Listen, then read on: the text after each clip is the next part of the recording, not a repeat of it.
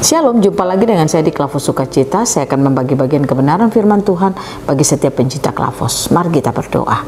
Kami siap mendengarkan firman-Mu, Roh Kudus tolonglah kami, agar firman Tuhan tersingkap bagi kami.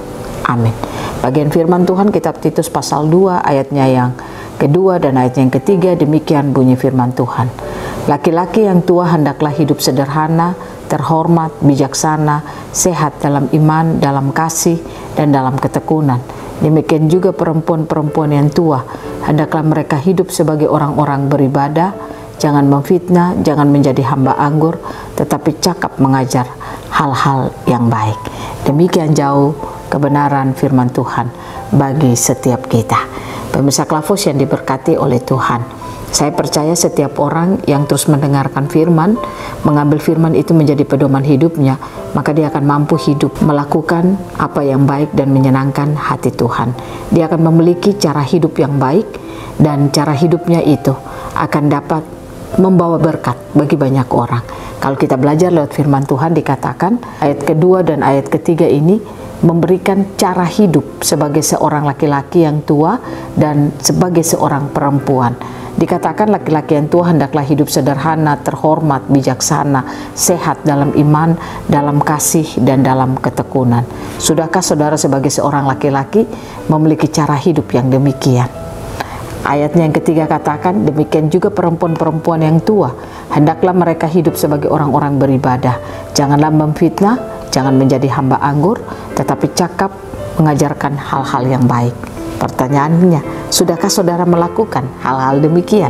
Saya percaya ini bukan sekedar ayat yang diberikan bagi kita, tapi ini adalah cara hidup yang baik yang harus kita lakukan di sepanjang perjalanan hidup kita sebagai orang yang percaya kepada Tuhan.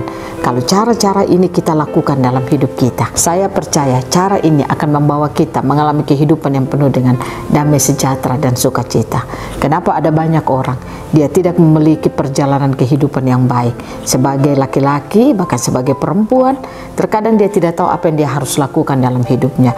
Dia hidup menurut apa yang dia pikirkan, dan menurut hidup apa yang dia mau. Tetapi mari kita belajar. Firman Tuhan telah memberikan kita contoh teladan bagaimana kita hidup, melakukan yang terbaik dalam kehidupan kita. Cara-cara yang diberikan bagi kita, cara ini membawa kita dapat mencerminkan Kristus di dalam kehidupan kita. Dikatakan sebagai laki-laki itu harus terhormat, harus bijaksana, sehat dalam iman, dalam kasih, dan dalam ketekunan. Dan juga seorang perempuan hidup sebagai perempuan, orang-orang yang beribadah.